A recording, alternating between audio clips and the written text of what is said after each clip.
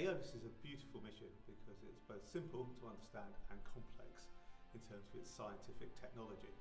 So essentially it's there to measure wind, and surprisingly we've never been able to measure it across the globe in the way we want to get accurate weather forecasts. So this satellite is carrying a really important new instrument that's getting a laser and using the Doppler effect to measure winds in a way we've never measured them before. So we can measure a whole profile of winds all the way through the atmosphere. So not just one place on the ground, but right across into the areas where other instruments can't see. So in the middle of the ocean, for example, or across deserts, where we really want to know what the wind speeds are and the wind direction, because that wind might be coming to us with a whole load of dust from the desert or a whole load of water from the sea and create flooding, or it might create a dust storm. We're really, really proud that we built this.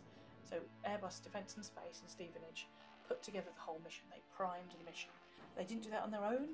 There was E2V, who are in Chelmsford, SSTL down in Guildford, SYSIS, ABSL and AMPAC, the propulsion equipment. So lots of companies involved in building it.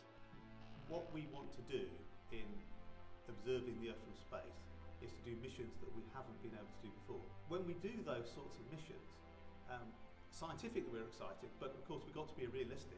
These missions cost a lot to deliver. When you look at that cost and you look also at the capabilities you need, it's quite difficult for one country, especially in Europe, to do it on its own. The real benefit of building this is it's the best of European science and technology.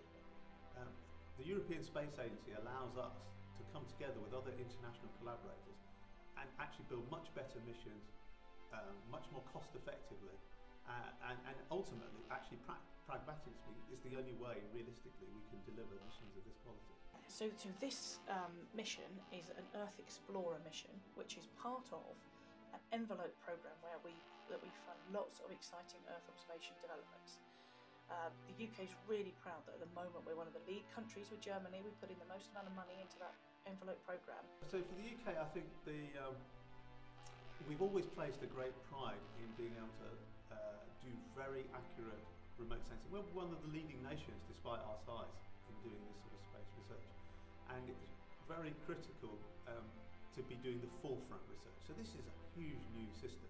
This will teach us things about how we use lasers from space, how we actually get better scientific information about the Earth system, so the wind patterns, and the UK's scientists have produced some of the outstanding results in these sorts of areas, so we would like to really continue that. So that's the real benefit of collaborating with ESA, is that it's the best of the UK engineering and science, but we get to talk to and collaborate with the best of around Europe at the same time.